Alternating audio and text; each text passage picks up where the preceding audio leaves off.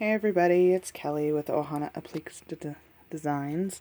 I wanted to show you guys how I do my finger puppets because everyone's been inquiring about it. So I have all my material laid out here. I have my hooped stabilizer, my felt. I have some glitter canvas here I got from Meekry. I have some, this is cotton, and on the back I actually have, it's heat and bond. Right there, babe. Could you get that for me? Yes. On the back of it, I put this heat and bond on it. And what that'll do is it'll prevent it from fraying later on. And you just iron it on, and then you want to make sure that you peel this paper off of it before you actually sew it. I've done that. And today we're going to make these, which are today's Flash Friday freebie. After that, they will be in the shop, and they're just cute little fingers. My little girls love them. I can decorate them and put all these nice little designs on them. You can have design fabrics and stuff, felts from the stores, but I really like the kind of Barbie hot pink glitter for my girls. They like that. So let's get to it. The first step that you're going to do is going to be the placement stitch.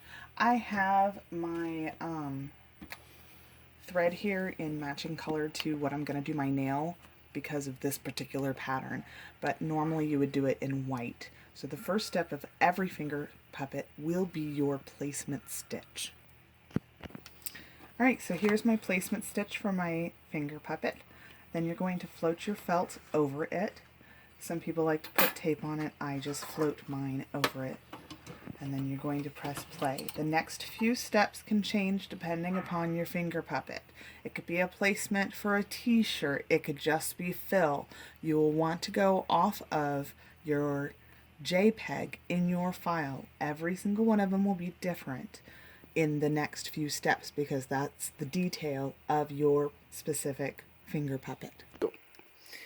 So for this finger puppet, I am appliquing the nail, whatever nail design you want. And like I said, I like the pink glitter Barbie color. So once again, you just float it over the placement stitch.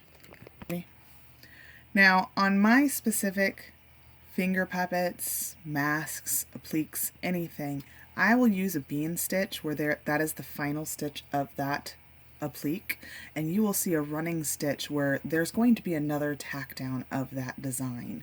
So that's why sometimes you'll see thicker and thinner stitches. That's actually intentional. I'm going to go ahead and trim around this fingernail, and I'll meet you back here. Now obviously this is much too big, so I'm going to go ahead and just cut out the size that I need. I don't need a lot. It's not a huge finger puppet. And make sure that you peel that paper, and it just holds it all nicely. Now this, I wanted to do a contrasting so that you could see. What this does is basically covers up all these threads. Some people want to just cut it close and they skip this step, okay? They don't add anything here.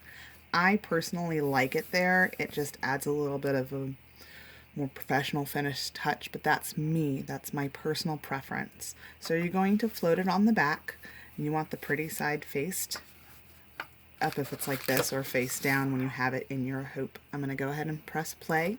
This is going to tack down the bottom of my finger puppet where my finger will be able to slip in. So I have my covering fabric here, my finger puppet on top. Now this last step, or steps, again, please refer to your JPEG in your file. You're going to float your felt underneath it, over your finger puppet, and this will be your final outline or outlines depending upon the design of your finger puppet. This particular one has 2 spots. It's going to outline the outside of the finger, and it'll outline the top of the fingernail. Alright, so everything has been outlined here. It's been here, outlined here. You just gotta cut off all the excess. You can remove it from your hoop. You can tear out your stabilizer if you want, or you can just cut around it. Once you're done, you are left with these cute little fingers so that little girls can have painted nails all they want. This file will have 3 different sizes. You're going to have large, medium, and small.